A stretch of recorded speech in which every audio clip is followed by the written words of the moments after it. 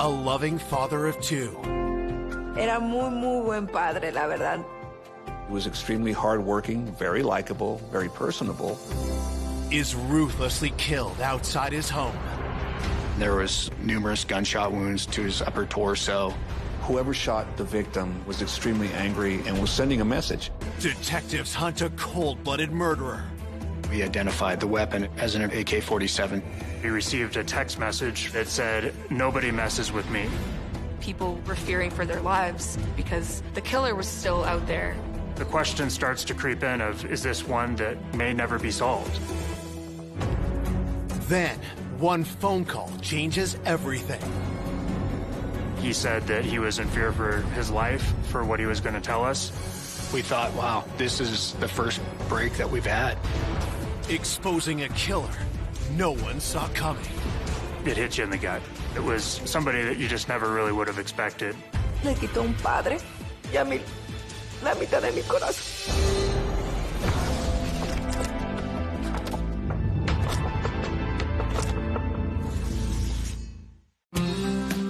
Mammoth Lakes, California, a pristine ski town in the Sierra Nevada mountains. People come out here to vacation. They come out here to go skiing, snowboarding, and in the summer months, it's hiking, bicycling, fishing. It's beautiful, the weather's always sunny. There's always an outdoor aspect that is just the most beautiful thing you've ever seen. One early fall morning in 2016 turns into a nightmare for the town of Mammoth. Mammoth Lakes Police Department received a 911 call at approximately 1:50 in the morning, reporting just hearing a series of rapid gunfire and that a neighbor across the street had been shot. Police and first responders race to the scene. Patrol officers found the victim lying in the driveway, and he was lying face down in his own blood. You had an individual who'd been shot multiple times and the victim's wife standing there, and she's hysterical. Y yo quise abrazar a Omar, me acuerdo. Y alguien dijo, no lo toques, no lo toques. Yo le dije, pero ¿y por qué no? Si es mi esposo. Quiero saber que él esté bien. Paramedics arrive and try to resuscitate the victim. La ambulancia llegó rápido, pero como Omar recibió muchos disparos en el cuerpo, Omar ya había muerto cuando ellos llegaron. Police learn the victim is 35-year-old Omar Hernandez, and a homicide investigation is launched. When I arrived on scene, I've never seen anything like that.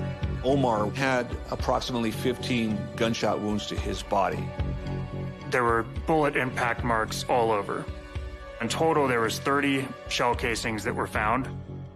The victim was laying alongside his vehicle. There was numerous gunshot wounds to his upper torso.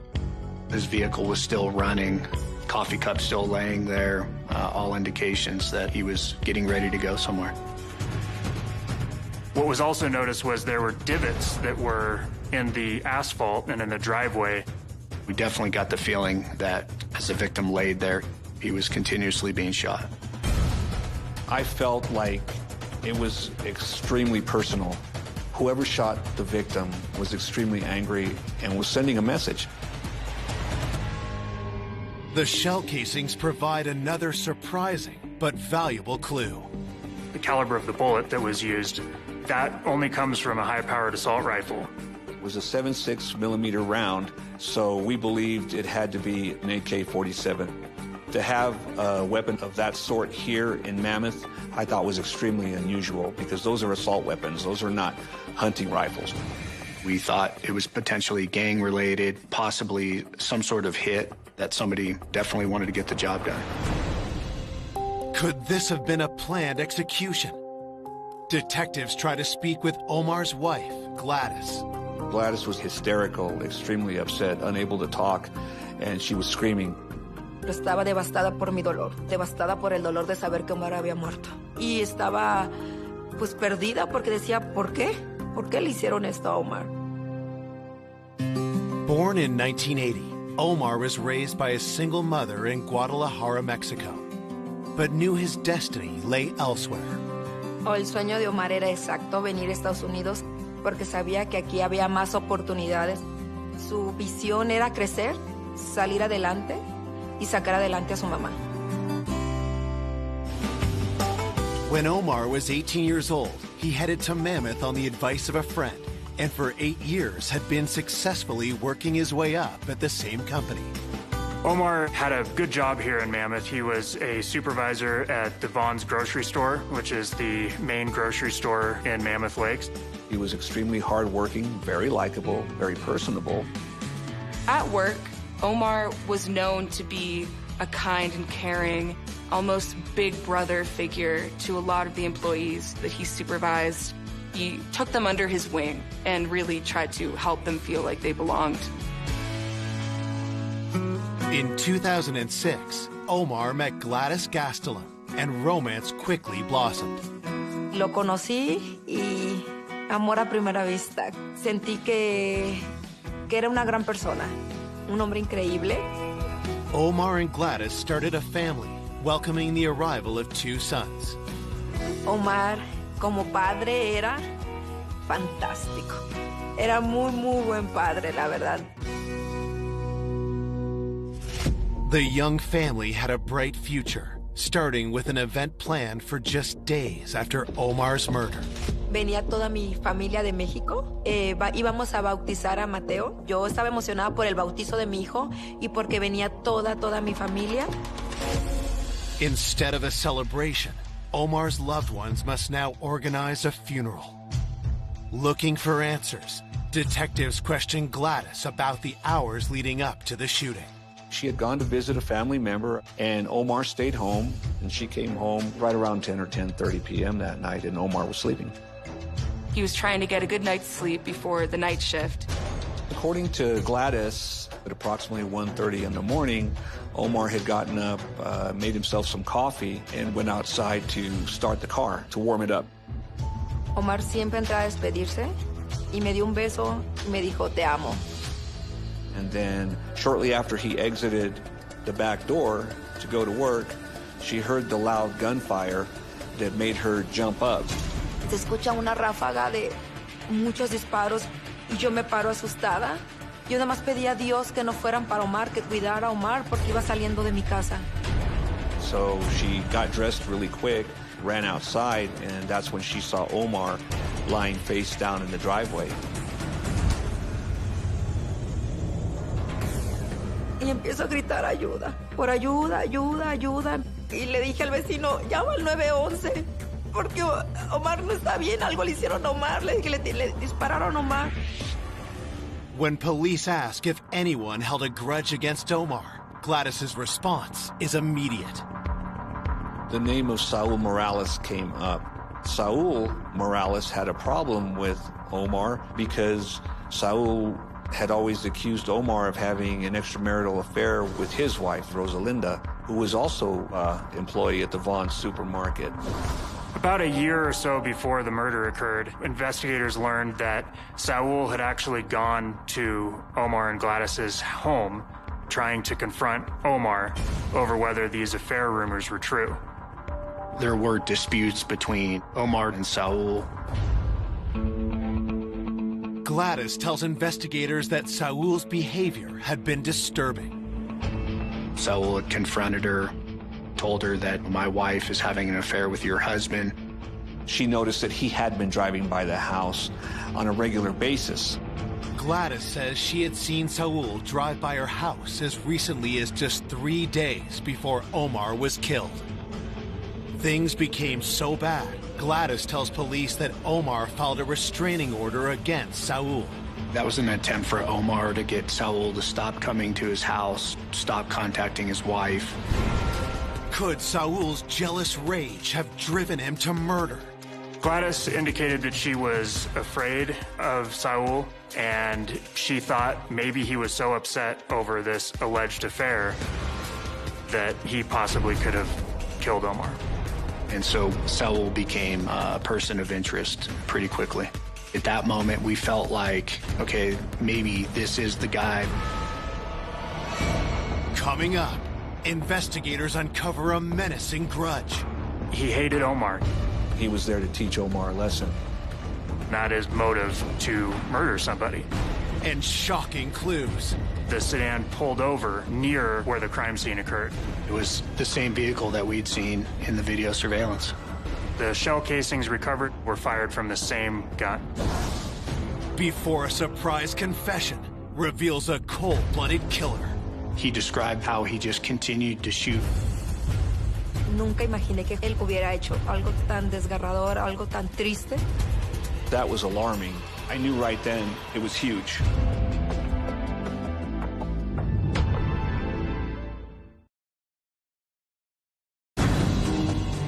Hours after 35-year-old father of two, Omar Hernandez, was gunned down in his own driveway, his wife Gladys has pointed police towards a possible killer. Saul Morales was the first suspect in this case because his wife, Rosalinda, had reportedly been having an affair with Omar. We found out that Saul confronted Omar about the affair. Saul told Omar to leave his wife alone. Omar was upset that Saul had come over to his house while his kids were home. There was a fight that broke out between them and police were called. Officers arrived on scene and they were separated. No charges were filed, but there still was a documented incident. Gladys did not believe that Omar really did have an affair with Rosalinda. But the important thing was if Saul believed it to be true, then that is motive to murder somebody. Needing more information about the alleged affair, investigators head to Omar's workplace. The coworkers described Omar as a nice guy, got along with everybody. The manager described Omar as a very hardworking person dedicated to the job, was that employee that worked over and beyond what was required of him. The manager did tell me that he had heard the rumors about Rosalinda and Omar's extramarital relationship. And also, he did bring up the fact that at times he would see Saul in Vaughn's walking through the aisles as though he wanted to catch Omar and Rosalinda together. Learning Saul's wife, Rosalinda, happens to be working her shift at the store, detectives pull her aside for an interview. She was very, very emotional. Rosalinda found out about the murder when she came in to work and became very upset. Investigators confront Rosalinda about the rumors. Rosalinda denied that there was ever an affair or that there was any sexual relations between her and Omar. She said that her and Omar's relationship was purely platonic and that her and him had been best friends, and that's the extent of their relationship. Rosalinda definitely gave me the sense that she was nervous. In talking to Rosalinda, she appeared to be holding back. At this point, investigators weren't sure whether the affair was a rumor or whether it was true. It seemed like the jealousy involved in the case could have been enough for murder. When you see a murder that gruesome, with that many bullets and that much violence, it comes out of some strong emotion. Police know that even if Saul had motive for murder, he also needed the opportunity. We asked Rosalinda where Saul was the previous night, and Rosalinda said that Saul was in bed with her the whole night, and then she ended up getting up for work around 3 that morning, and he was still in bed. I wouldn't say that that particular alibi was rock solid, so interviewing him was very important, just to find out if their stories matched. Investigators bring Saul down to the station. When I interviewed Saul, he was extremely calm, extremely courteous, and extremely cooperative. He was very forthcoming about the altercations that had occurred with Omar in the past, and that he was afraid that Omar had had an affair with his wife. Investigators ask Saul to account for his movements in the hours leading up to the murder. Saul claimed that he had gone to visit his uncle, and he was with his uncle throughout the night before coming home, and went to bed right around 11 o'clock that evening. He said that he was asleep in his bed on the night of the murder and had nothing to do with it. He voluntarily provided a DNA reference sample to exclude him. Getting DNA from Saul was extremely important because he was a prime suspect in the shooting. And because with fingerprints coming off the bullet casings, you could match the DNA. Saul also allows detectives to search his home. I searched the house for weapons, ammunition, or any evidence that could tie him to the crime. But I never found anything that would lead me to believe he had weapons or ammunition in the house. When the results come in, Saul's DNA does not match the DNA found on the spent shell casings. His story seemed to be making sense. It seemed to be consistent. There was no indicators that he was lying to us. And so we didn't have anything to really move on. I didn't find him to be suspicious. He just wasn't connecting the dots for me. And from my training and experience, he did not give me any indication that he was involved in the shooting. And so that was really frustrating. With detectives forced to put Saul on the back burner, they revisit the theory that Omar's murder could have been a professional hit. The weapon used, the AK-47, it's a weapon of murder, a weapon of violence. And so the nature of that weapon alone made people think this has something to do with a gang. Because of the brutal nature of the crime, something we were looking at, is this the cartel? Is this a paid hit? It's gotta be big because of the way it was done.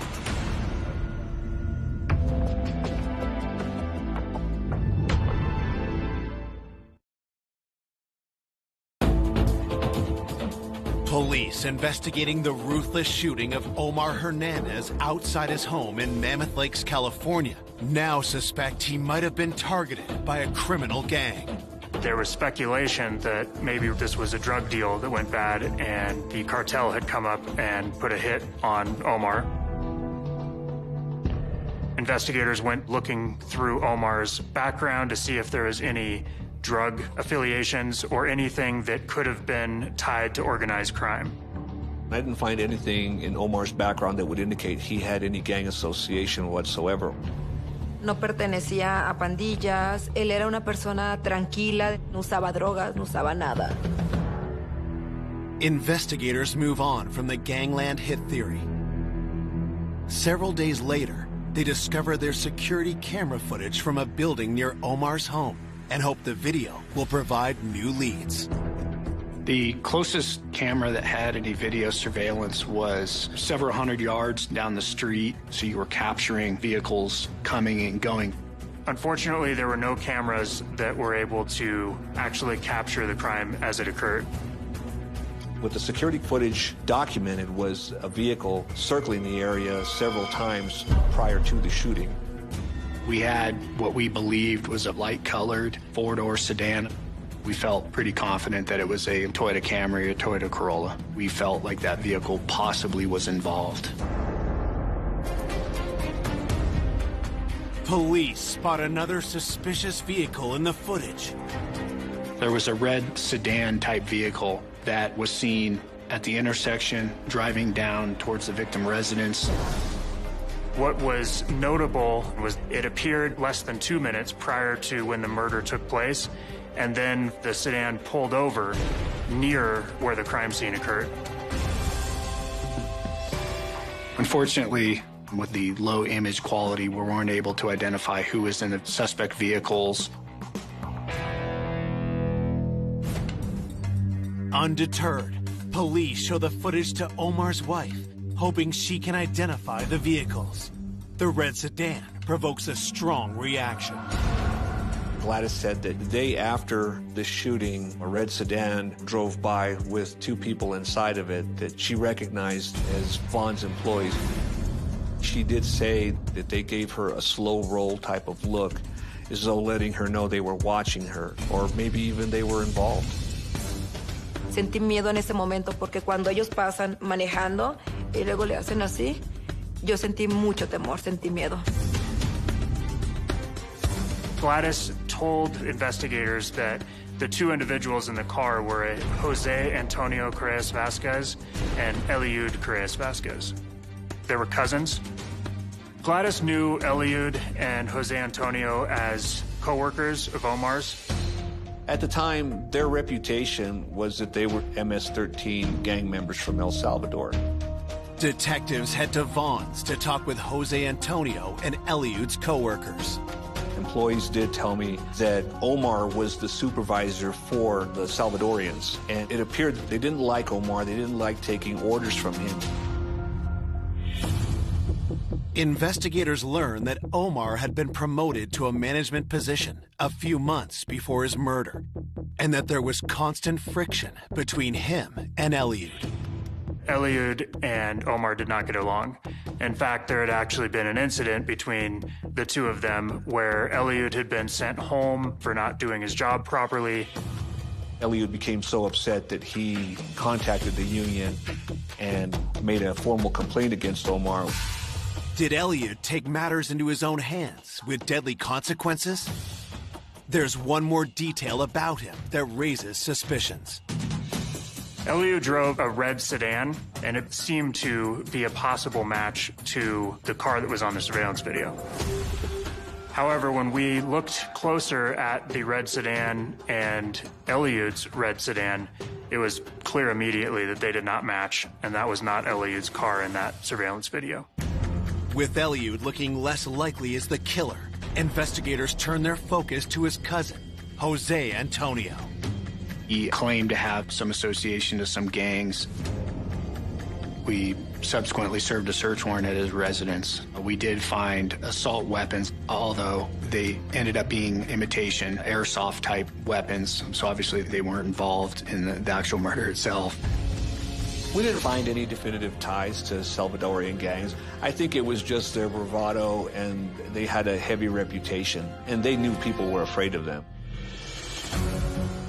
Without anything concrete linking Jose Antonio or Eliud to Omar's death, detectives are forced to move on. That was just super frustrating. It just seemed like at every corner there was something that we thought was going to really point us in the right direction and really break the case open for us, and it just was another dead end. Just as the case threatens to hit a wall, investigators scouring Omar's cell phone activity make a jaw-dropping discovery. In combing through thousands and thousands of text messages, we did find many text messages where he and Rosalinda spoke to each other, and it became very clear that the rumors of the affair were definitely true. It also became apparent that not only was there an affair with Rosalinda, but that Gladys knew about the affair. That was a cause for concern because initially the affair was denied by all parties at first when the investigation began. The texts force investigators to rethink everything. Why did Gladys and Rosalinda lie? Were either of them trying to cover up for a crime? And had Saul learned the truth and done the unthinkable? There was a lot of evidence that showed that there were enough emotional ties involved in that somebody could be angry enough to kill someone based off of that infidelity.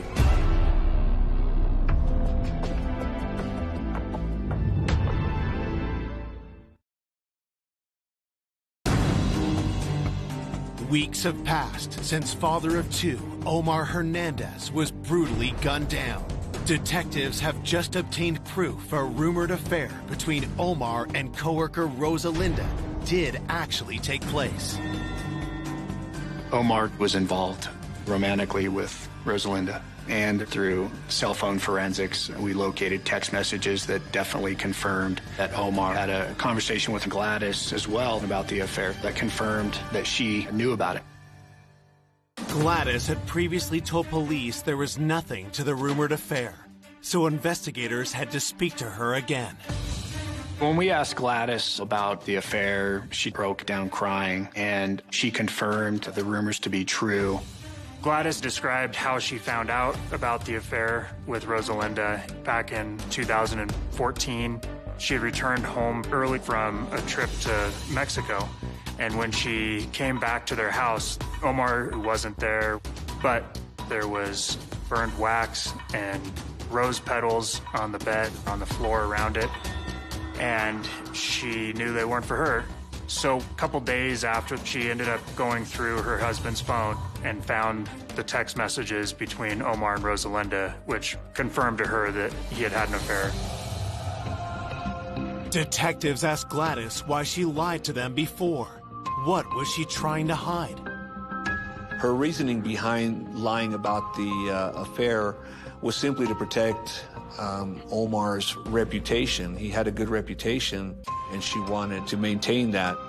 And also, according to Gladys, they were working through their problems to keep their family together. She just didn't want to have anything negative to say about her husband. He'd been brutally murdered.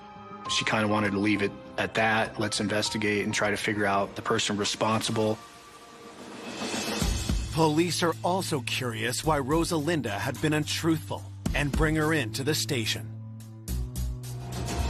And told her we knew that she did have an affair with Omar. She told us that she lied because she was embarrassed about it, but also that she didn't want to inflame things with Saul. We asked her whether he knew about the affair or not. She confirmed that he did know about it. She was definitely concerned about her husband. I asked her flat out if she believed that Saul may have killed Omar, and her answer to my question was, I don't believe he pulled the trigger. So of course that was alarming. I thought maybe I missed something at the beginning and that there was a potential that Saul may have actually even hired someone to kill Omar. It presents difficulty because then you have to backtrack and look at the initial suspect once again and make sure you haven't overlooked anything. Investigators re-look at Saul, but after combing through phone records and text, find no evidence he hired anyone to kill Omar or that he committed the crime himself. At this point, the evidence did not bear fruit that Saul was the suspect we were looking for. His alibi checked out. There was nothing else that ever came up that pointed him as being the one who did this. Saul is cleared once again. With yet another busted lead and no arrest in sight, police have to contend with the fear that's gripping Mammoth Lakes. It was pretty hard for the community to have all these investigations going on and talk of murder and gossip of violence and the things that led to it, but no answers, just dead ends. I think people genuinely were fearing for their lives because the killer was still out there. Afectó a la comunidad porque todos vivían en pánico, porque todos se preguntaban por qué pasó esto, por qué en un pueblo tan chico, donde nunca había pasado nada así. No había explicación y pienso que la gente sí tuvo miedo.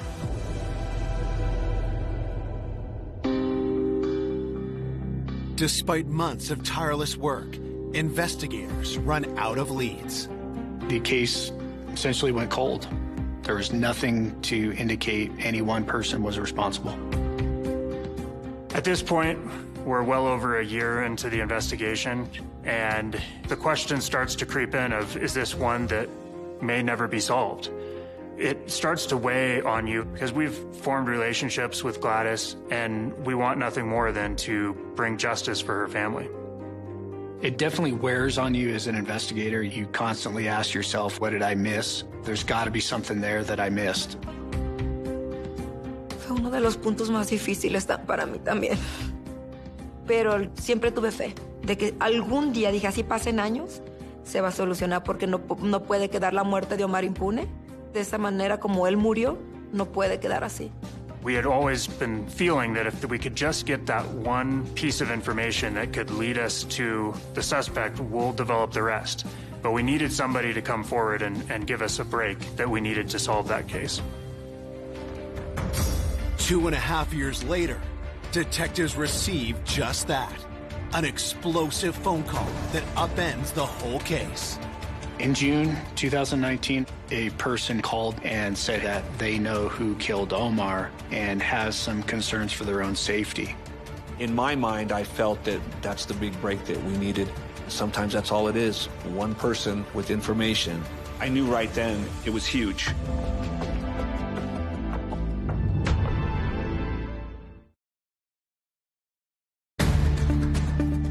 Two and a half years since the brutal slaying of Omar Hernandez, an informant has come forward with information that blows the case wide open. A man by the name of Francisco Ramirez came into our office, and you could tell that something was scaring him. He said that he was in fear for his life, for what he was going to tell us. Francisco started telling us about this individual. His name was Josue Correas Vasquez, and he was a co-worker at Vaughn's. They both worked the night shift. Francisco worked with Josue, and Josue was actually the brother to Eliud, and he describes this contentious relationship between Omar and Eliud and Josue. Months before the murder, says that they were constantly butting heads with one another, described Eliud and Josue as constantly disrespecting Omar. Omar would delegate tasks that need to be completed, and Eliud and Josue would always be disrespectful and say, well, why do we got to do that? Nah, I don't think so. Was just constantly kind of challenging him. Josue had actually told Francisco that he hated Omar because he had been disrespected and that he had threatened to fire his whole family, and that he had to take matters into his own hands. Then, just several hours after the murder had occurred, Francisco told us that he received a text message from Josue, and it said something to the effect of, "See, I'm not playing around." And then there was another text message that said, "Nobody messes with me." When he saw the text message, he felt very strongly that that is Josue's way of telling him he just murdered Omar. Francisco then divulges another disturbing piece of information. Francisco told us that he had actually gone shooting with Josue months prior to the murder. They had gone out in the middle of the forest, and that Josue had brought an AK-47 with him and were just shooting targets. When Francisco mentioned AK-47, obviously all of our ears perked up, as that's the weapon we were looking for. And then several years after Omar was murdered, Francisco became the manager to take Omar's place at Vaughn's. And he's now in a position to where he needs to delegate, and he's now seeing the same disrespectful tone from Josue. At some point in time, he and Josue got into an argument, and Josue says something to the effect of, "Don't make me do to you what I did to Omar." We asked Francisco why he is now just coming forward 2.5 years after the murder. And Francisco said that he was scared of Josue. He was concerned for his safety, and he wanted to tell law enforcement about what he knew, because he said, if something is to happen to me, I want you guys to know who's responsible. Francisco realized, I could be the one that's next, and this guy needs to be stopped. Detectives contact Gladys to gather more information about the working relationship between Omar and Josue. Gladys did tell us that when Josue first came to the States, he didn't have a lot of friends, he didn't know very many people, and Omar had taken Josue under his wing. Omar was kind to him, would bring him food for lunch breaks, really seemed to keep an eye on Josue and care about his well-being. Siempre le ponía su lunch para que él comiera en Bonds, y siempre me decía, oye Gladys, échale más lunch para convivir, para darle a Josue. Omar and Josue seemed to get along for many months during that time period. But Gladys told us that once Omar was promoted to supervisor, things started to change between Omar and Josue. Cuando a Omar le dan el puesto, sí sentía que algo había cambiado. La misma relación de amistad ya no era igual. Omar had a job to do, and as Omar started giving more direction and instructions to Josue, Josue started to be a bit more belligerent towards him, talking back, refusing to do certain things. There had been reported conflicts between the two, and that Josue had felt like Omar was on a power trip. They didn't get along at work. They were constantly arguing with one another. Could a workplace conflict have turned into murder? Investigators pull the employee timesheets for the night Omar was killed. We went back through the Vaughn's records from that night to see when people clocked in, and we noticed that Josue did not work at all that night. We also looked into what vehicle does Josue drive. Detectives are hopeful that Josue's car will be a match to one of the two vehicles spotted in the surveillance footage. We determined that at the time of the murder in 2016, he did in fact own a 2012 silver Toyota Camry. That vehicle, shortly after the murder, had been resold to another individual. So we ended up finding that vehicle down in another part of California, and it was the same vehicle that we'd seen in the video surveillance. It matched the color and the make and model of what we were looking for. At that moment, we felt that we had the person responsible for the murder of Omar. Needing hard evidence to tie Josue to the murder, detectives head to the area where Francisco had witnessed him firing an AK-47. It wasn't a designated shooting range. It was a dirt road off of a main highway. We went out to the range where he said that he shot with Josue, and we were actually able to recover 56 cartridges that were just below the dirt. All of these cartridges were extremely important because as we grabbed the first cartridge we saw, it had the same head stamp of the cartridges found at the murder scene. When we found shell casings, it just really hit you in the gut. We thought, wow, this is the first break that we've had.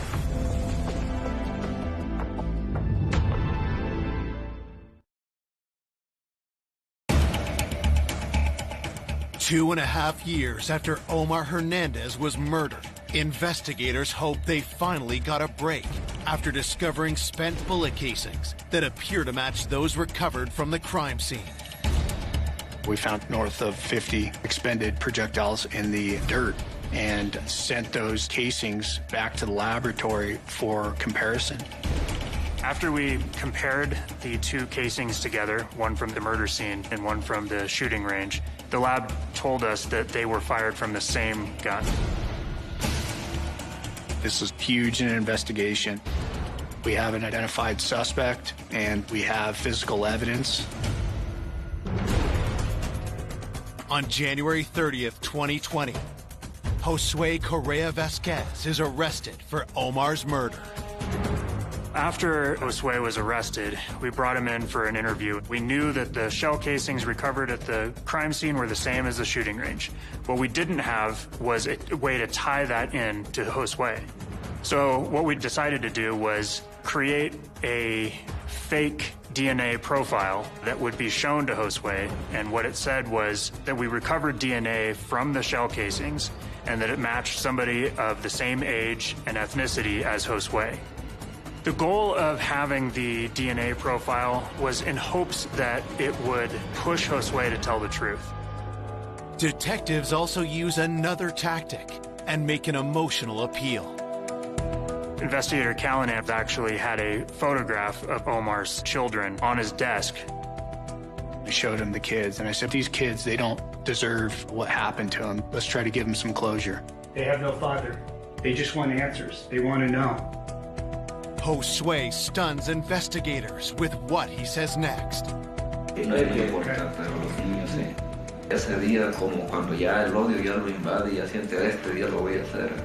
There was a lot of hate against Omar for my part, and that's why me alone decided to kill him. It was a monumental moment that we felt, okay, we've got the right guy. The question remains, why would Josue commit such a heinous crime?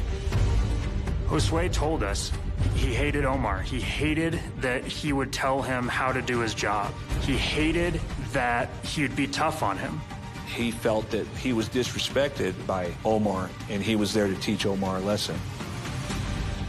Josue proceeds to tell investigators what happened that fatal night.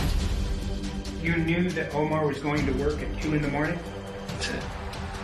He said that he drove by Omar's residence a number of times, confirmed that the vehicle in the video surveillance was in fact his vehicle. He says he went around the block to see if he was home. Just before 2 a.m., Josue parked across the street from Omar's home, and he waited for him to come out.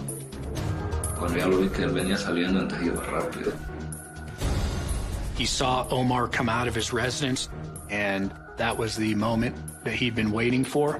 He grabbed the AK-47. When Omar went to the driver's side of the door to leave, Josue emerged from the trees and yelled at him, "You don't look so invincible now, do you?" And described shooting him several times. Eso fue lo que le dije, porque no era invencible. Que no era invencible. He described the look in Omar's face, the surprise, the shock. How many times did you shoot? Era mucho el odio. Le disparé todo el cartucho. Como el tercer disparo ya cayó. ¿Y seguiste disparando? Sí. He kept firing. Josue said that after he murdered Omar, he went home, he went to bed. A lot of Josue's interview is matter of fact, which was chilling in and of itself, that you can have murdered somebody and just be talking about it in such an unemotional way. Josue admits that several days after killing Omar, he told his brother Eliud what he had done. Eliud was concerned about the murder weapon and whether it could be traced back to Josue. So Eliud took it upon himself to take the AK-47 to the forest and bury it so no one would ever be able to find it. Based on Josue's confession, police bring in Eliud. He eventually admitted to us that he did help dispose of the gun and gave us the details about where it was, and he pointed to the exact location where the firearm would be recovered. So we dug right there and sure enough found an AK-47. At this point, it's kind of a prosecutor's dream. We have a confession statement from the defendant, and the murder weapon that we never thought we would recover just showed up. For his part in the crime, Eliud is sentenced to a year in jail. Eliud was charged as being an accessory after the fact. He was charged for helping dispose of the murder weapon and not telling authorities about it. On January 18th, 2022, Josue is sentenced to 2 life terms in prison for the murder of Omar Hernandez. El día de la sentencia sentí paz porque se estaba haciendo justicia de la muerte de Omar. Nunca imaginé que Josue hubiera hecho eso. Tan desgarrador, algo tan triste. The biggest surprise was that it was somebody that you just never really would have expected. Omar had taken Josue under his wing. By all accounts, Omar cared very much about Josue. That's what was so troubling in this case. Omar lost his life, was brutally murdered for no reason other than he was a hard-working individual who had expectations. A mis hijos les quitó un padre y a mí la mitad de mi corazón. Eso nos arrancó Josue. Omar's family still feels the deep impact of his loss. Sé que desde el cielo él me da esas fuerzas. Yo que lo recuerdo mucho en el momento de que donde yo necesito recargar mi cabeza en su hombro, donde ocupo el abrazo que me diga, todo va a estar bien, Gladys, no te preocupes, y que me haga así. Esos momentos extraño mucho de él.